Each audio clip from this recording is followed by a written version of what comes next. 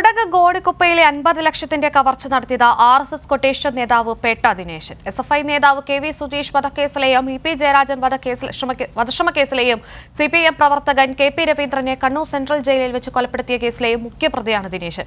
BU central ജയിലിൽ നിന്ന് പരോളിലിറങ്ങിയാണ് ദിനേശൻ കവർച്ച നടത്തിയത്. ദിനേശന്റെ കൂട്ടാളികളായ RSS പ്രവർത്തകരെ ഗോണിക്കുപ്പ പോലീസ് അറസ്റ്റ് ചെയ്തു. ഡിസംബർ 8-നാണ് കുടകിലെ ഗോണിക്കുപ്പയിൽ 50 ലക്ഷം രൂപയുടെ കവർച്ച നടന്നത്. മൈസൂരിൽ സ്വർണ്ണാഭരണങ്ങൾ വിറ്റ പണവുമായി മടങ്ങുകയായിരുന്ന മലപ്പുറം സ്വദേശി ഷംജാദിനെയാണ് പേട്ട ദിനേശന്റെ നേതൃത്വത്തിൽ കൊള്ളയടിച്ചത്. സിനിമ സ്റ്റൈലായിരുന്നു കവർച്ച. നിരവധി വാഹനങ്ങളിലെത്തിയ കൊട്ടേഷൻ സംഘം ഷംജാദ് സഞ്ചരിച്ച വാഹനം നടുറോഡിൽ തടഞ്ഞു നിർത്തി.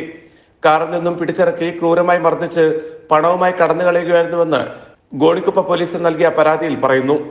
പോലീസ് നടത്തിയ അന്വേഷണത്തിൽ പേട്ട ദിനേശനും സംഘവുമാണ് കവർച്ചയ്ക്ക് പിന്നിലെന്ന് തെളിഞ്ഞു. ദിനേശന്റെ കൂട്ടാളികളായ വീരാജ്പേട്ടയിലെ RSS പ്രവർത്തകരെ ഗോണിക്കുപ്പ പോലീസ് അറസ്റ്റ് ചെയ്തു. കുടകിലെ സജീവ RSS പ്രവർത്തകരായ ഗണേഷ്, രമേശ്, പ്രശാന്ത്, രമേശ് എന്നിവരാണ് അറസ്റ്റിലായത്. SFI കേന്ദ്ര കമ്മിറ്റി അംഗമായിരുന്ന KV സുധീഷിനെ മാതാപിതാക്കളുടെ മുന്നിലിട്ട് ക്രൂരമായി വെട്ടിക്കൊന്ന കേസിലെ മുഖ്യപ്രതിയാണ് പേട്ട ദിനേശൻ.